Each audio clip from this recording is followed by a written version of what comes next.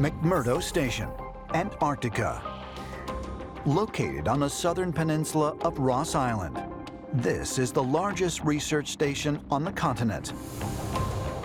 It was opened by the U.S. government in 1956 and houses up to as many as 1,200 residents at a time. In January of 2015, a U.S. Navy flight engineer who served with the Antarctic Development Squadron at McMurdo for 14 years, came forward to investigative reporter Linda Moulton Howe with bizarre accounts of his time in Antarctica. In January 2015, I got an email from a retired naval flight engineer. He's asked me to call him only Brian in the world public, and this is what he told me. From about 1983 to when he retired from the Navy in 1997.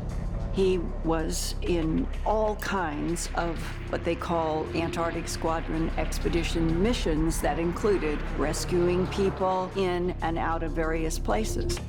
In all these trips, nothing of a high strangeness had occurred, and then all of a sudden it was one thing after another. During a squadron mission in the Transantarctic Mountains, the whole crew saw a whole bunch of silver darting objects, and they are round. And he says they're doing the strangest thing. They're going like to this peak in a group, to this peak in a group, to this peak in a group, and then they'd all take off. And not only did this happen once, it happened over and over.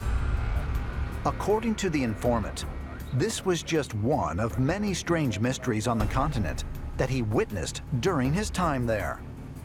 They get an assignment not long after. There's a medical emergency. They are now under the gun, the clock is ticking, and a decision was made. They're going over through the no-fly zone because it's a medical emergency. And what do they see? In the ice, like a huge entrance to a cave, but slanted going down. And he said, I think it was at least, Linda, 200 feet in diameter, a big hole in the ice. And he said, our instruments are not operating. We were losing electricity. We had magnetic anomalies. And we concluded there's something about this hole that is now causing these problems. They do their medical recovery, and the next thing they know, they're all being chewed out by men in suits that are not from McMurdo. They appear to be from Washington, D.C., and as he said, they told us that we are never, ever to fly over that hole, and we are never to discuss it again. What is that about? And does that have anything to do with all these other pieces that keep emerging, that there might be something archaeological in Antarctica? According to ancient astronaut theorists, this was not the first time a massive hole has been spotted in the ice of Antarctica. Famous polar explorer Admiral Richard Byrd allegedly reported seeing a massive entrance to an underground world during his 1947 expedition to the South Pole. Admiral Byrd made a lot of unusual statements, allegedly talking about a large opening at the South Pole that went deep inside the Earth, ice-free, and was inhabited by various sorts of aliens. And when Byrd got back to the United States, he was brought back to Washington, where he was questioned very heavily about his statements. And allegedly, he was told to stop talking about this. You have to wonder, is the South Pole some kind of extraterrestrial entry zone? Some kind of portal that's so important that it has to be controlled by the military? While it may seem unthinkable that pyramids could exist in Antarctica, in recent years, archaeologists have found pyramids all over the world that had been lost for centuries, mistaken as natural formations, or hidden in the most unlikely places. They have been discovered in the plains of northern Peru, buried beneath dirt and rubble in Indonesia, and one may even exist in Los Angeles, California. All the way around the world, we find evidence of pyramid structures. We should start looking at the possibility that there was habitation on Antarctica. Was it a lost civilization? Could it be ancient astronauts? And just maybe the earliest monuments of our own civilization came originally from Antarctica. If this gigantic pyramid in Antarctica is an artificial structure, it would probably be the oldest pyramid on our planet. And in fact, it might be the master pyramid that all the other pyramids on planet Earth were designed to look like. There has been extensive research done on pyramids throughout the world in terms of their structure and what it is that they really are. And one of the theories is that pyramids are power generators. And so if you have these pyramids strategically placed around the world generating this charge, it's possible to create a general standing wave around the world that is basically a wireless transmission of energy. It's been theorized that ancient ships, extraterrestrials, and those with high technology could use this interconnected wireless energy system to navigate around the planet. And it makes sense that if there was some kind of worldwide pyramid power grid like this, that Antarctica would have pyramids as well. The whole idea of these pyramidal structures, where did it come from? Because it's not an arbitrary thing. And these structures, they exist worldwide. So, what was the impetus? What's the origin? And even more fascinating, did they originate on the Antarctic continent? Might the pyramid Joseph White claims to have discovered near the Shackleton mountain range and other pyramid-shaped formations recently photographed in Antarctica provide evidence of extraterrestrial visitation to our planet in the remote past? And if they are actually man-made structures, how is such a thing even possible in a place that has been buried beneath the ice for over 12 million years? According to ancient astronaut theorists, Antarctica may not have been a frozen continent for as long as mainstream scientists suggest. And they say proof can be found by examining a 500-year-old map depicting the continent without any ice. East Antarctica, October 2015. Scientists at NASA announced that despite years of thinking otherwise, they are now finding that the ice in this region is actually growing, averaging 82 billion tons a year. Snowfall is currently adding ice to most of the continent, but at the same time, glaciers are rapidly melting along the coast of western Antarctica. Scientists calculate that since 2009, as much as 60 cubic kilometers of ice, the equivalent of 70,000 Empire State Buildings, is disappearing into the ocean each year. But why is the ice here melting when it is growing throughout much of the rest of the continent? We see these graphic pictures on television of the ice caps melting and falling into the sea, but it's actually only in some areas that the ice caps are actually melting. What's so strange is that through various factors that the ice in Antarctica might actually be growing and extending. And this is very strange.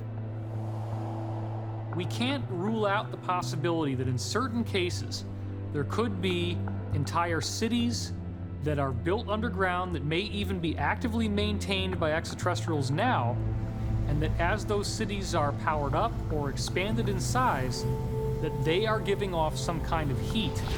And that heat, in turn, is melting the ice above them.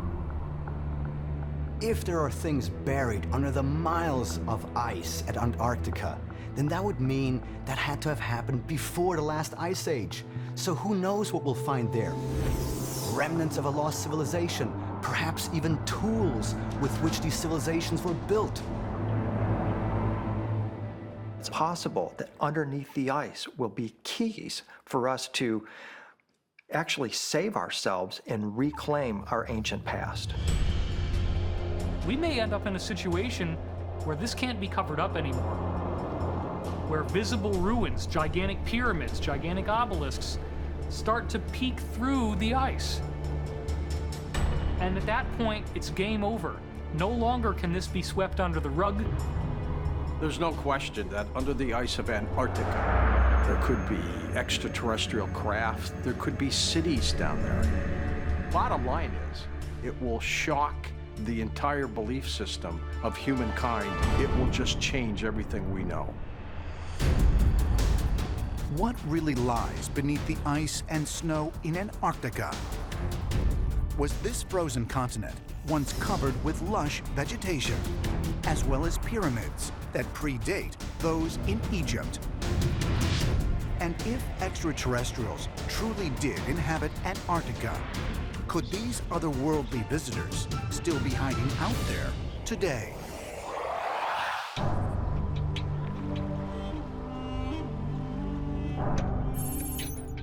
Edfu, Egypt. Located on the western bank of the Nile, the Temple of Edfu is one of the largest and most well-preserved temples of the ancient kingdom, dating back to 237 BC. The Edfu temple is of tremendous importance.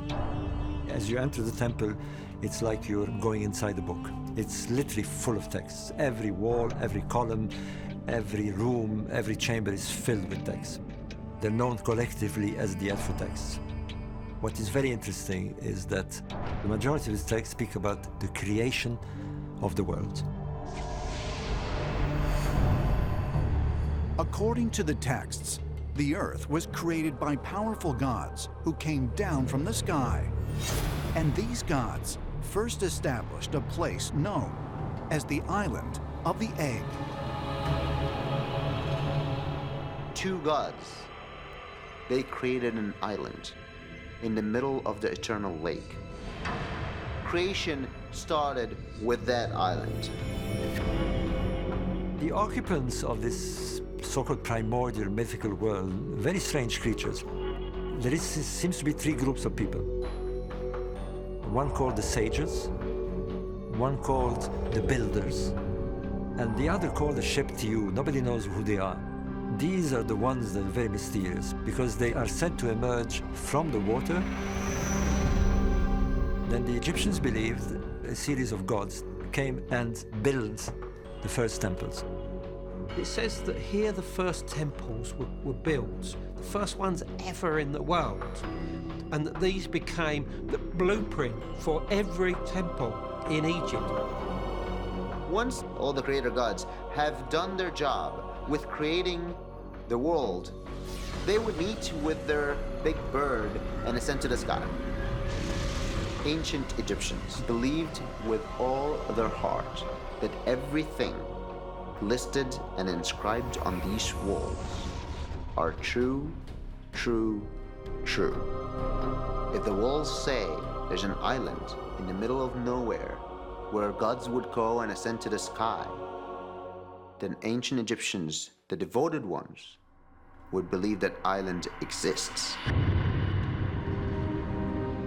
According to the Edfu texts, not all of the occupants left. And after many generations, the island suffered a terrible fate. The texts are very different as to what happens to the occupants. These strange gods, they seem to, once they have set the scene, once they have built the temples, they hand over their work to the historical lineage, and then they depart. We don't know where they go. There seems to be something very interesting here. There seems to be a war going on. the armies of these divinities is led by this falcon god, and he battles a kind of enemy represented by snake. In the skies appeared what was known as the enemy snake. It had a name. It was called the Great Leaping One. And it was said that immediately it appeared, there was a time of darkness, and there were suddenly floods that destroyed this sacred island. And when the waters receded, these original beings, who were known as the Ancient Ones or the Elder Ones, were now no longer there. Perhaps the Great Leaping One, this enemy snake, was the memory of the comet that entered into our inner solar system, broke up, causing devastation and destruction. Might the account of this ancient catastrophe, inscribed on the walls of the Edfu temple, be describing a natural event? Or was it a deliberate attack? An attack targeting an otherworldly civilization existing on what we now know as the Antarctic continent.